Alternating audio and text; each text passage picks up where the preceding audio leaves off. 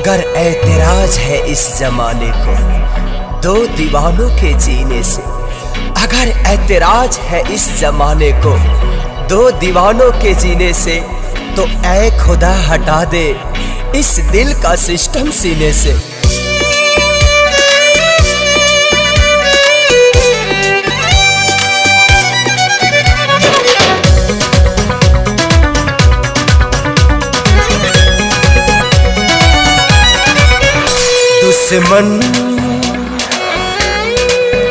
दुश्मन बनल जमाना, कैसे जिगी दीवाना। दुश्मन बनल जमाना, कैसे जिगी दीवाना। अपना भइल बेगाना हो, अपना भइल बेगाना, कैसे जिही दीवाना। दुश्मन बनल जमाना, कैसे जिगी दीवाना।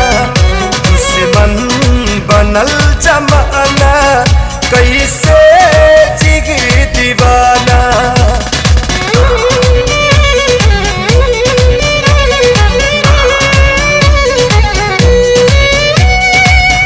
अगर गम मोहब्बत पे हावी ना होता, तो खुदा की कसम मैं शराबी ना होता।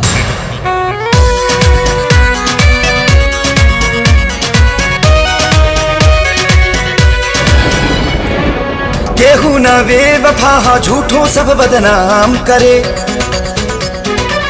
समय के चोट पर मरहम ना कोनो काम करे।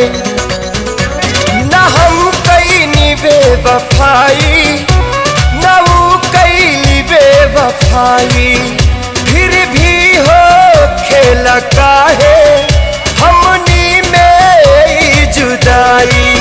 सभी लुटी गईल खजाना, सभी लुटी गईल खजाना, कैसे जिही दीवाना। दुश्मन बनल जमाना, कैसे जिगी दीवाना। दुश्मन बनल जमाना, कैसे जिगी दीवाना।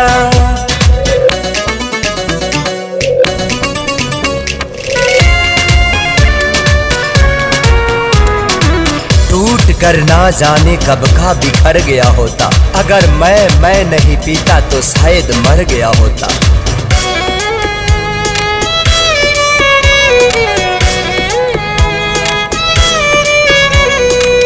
रास न आवे मोहब्बत काहे जमाना के, काहे ला होला बुरा हाल हर दीवाना के। घुट घुट के जहर ऐसन पीता पी कैसे, फाटल करे जयापन सिहिता सिह कैसे। गम ही